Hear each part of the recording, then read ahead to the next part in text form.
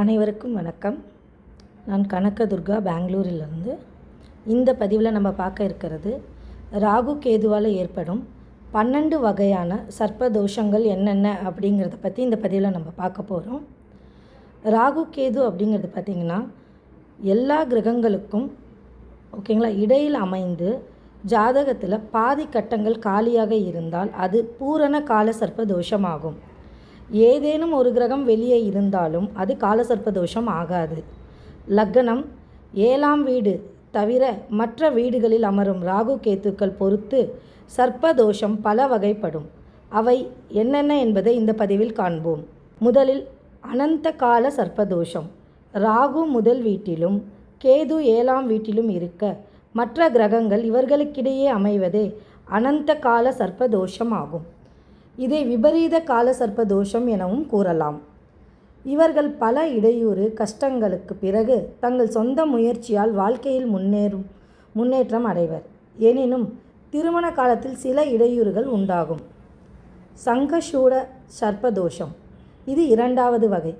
ராகு 9ஆம் வீட்டிலும் கேது 3ஆம் வீட்டிலும் இருக்க ஜாதகம் அமைப்பு உடையோர் பொய் பேசுவர், முன்கோபியும் கூட. வாழ்க்கை ஏற்றத்தாழ்வு நிறைந்ததாக இருக்கும். 3வதாக கடக சர்ப்பதோஷம். ராகு 10ல் இருக்க கேது 4ல் இருந்தால் சட்ட சிக்கல்கள் வரும், அரசாங்க தண்டனை உண்டு. 10ல் இருக்கும் ராகு இருட்டு சம்பந்தமான தொழிலை கொடுப்பார். புகைப்படம், எக்ஸ்ரே போன்ற தொழில் கிடைக்கும். ராகுவுக்கு இடம் கொடுத்த ராசி அதிபதி கெட்டால் சட்டத்திற்கு புறம்பான வேலைகளை செய்ய தூண்டுவார். குளிகை சர்ப்பதோஷம். ராகு 2ஆம் வீட்டிலும் கேது 8ஆம் வீட்டிலும் இருந்தால் உடல் நலம் கெடும், இழப்புக்கள் விபத்துக்கள் நேரும், பொருளாதார பாதுகாப்பற்ற நிலை ஏற்படும். ராகுவுக்கு இடம் கொடுத்த ராசி அதிபதி பலம் பெற்றிருந்தால் வெளிநாட்டு பிரயாணம் கிடைக்கும். வாசுகி சர்ப்பதோஷம். ராகு 3ஆம் வீட்டிலும் கேது 9ஆம் வீட்டிலும் இருந்தால் இந்த தோஷம் ஏற்படும். தொழிலில் பிரச்சனை ஏற்படும், இளைய சகோதரர்களால் பிரச்சனை உருவாகும். சங்கல்ப சர்ப்பதோஷம். ராகு 4ல் கேது 10ல் இருந்தால் ஜாதகரின் வேலை தொழில் கெடும், தாயாரின் உடல் நலத்தில் கவனம் தேவைப்படும். பத்ம சர்ப்பதோஷம். ராகு 5ஆம் வீடு கேது 11ஆம் வீட்டில் இருந்தால் குழந்தைகள் பிறப்பதில் பிரச்சனை ஏற்படும். இதனுடன் சந்திரன் கெட்டால் மேலும் நண்பர்களால் ஏமாற்றமும் நோய் உண்டானால் குணமடைவது தாமதமாகும். மகா பத்ம சர்ப்பதோஷம். ராகு 6ல் கேது 12ல் இருந்தால் நோயினால் தொல்லை உண்டாகும், எதிர்காலம் இடையூறுகள் நிறைந்ததாக இருக்கும்.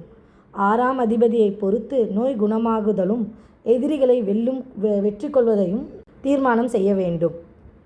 தக்ஷண சர்ப்பதோஷம். கேது லக்னத்தில் ராகு 7ல் இருந்தால் முன் யோசனைகளையும் யுகம் செய்யும் ஆற்றலும் உடையவர். தன் செல்வத்தை மாது ஆகியவற்றால் இழப்பார். திருமண வாழ்வில் தொல்லை ஏற்படும். கார்கோடக சர்ப்பதோஷம். ராகு 8ல் கேது 2ல் இருந்தால் கார்கோடக சர்ப்பதோஷத்தை உண்டாக்கும். தந்தையின் சொத்தை இழப்பார், எதிரிகள் அதிகமாக இருப்பார். விஸ்தார சர்ப்பதோஷம். ராகு 11ல் கேது 5ல் இருந்தால் குழந்தைகள் தொடர்பான பிரச்சனைகள் உண்டாகும், அடிக்கடி பயணம் செய்வார், வாழ்க்கையின் பிற்பகுதி நன்றாக இருக்கும். சேஷநாக சர்ப்பதோஷம். ராகு 12ல் கேது 6ல் இருந்தால் உடல் நலத்தில் பிரச்சனை ஏற்படும், வழக்குகளில் சிக்கல் உண்டாகும், எதிரிகள் தொல்லை அதிகரிக்கும். இதுவே காலசர்ப்ப தோஷத்தின் 12 வகையான சர்ப்பதோஷங்கள் ஆகும். இதை குரு பார்த்தால் ஜாதகத்தில் யோகாதிபதிகள் உடன் சேர்ந்து இருந்தால் தோஷத்தின் அளவு கண்டிப்பாக குறைந்துவிடும். நன்றி.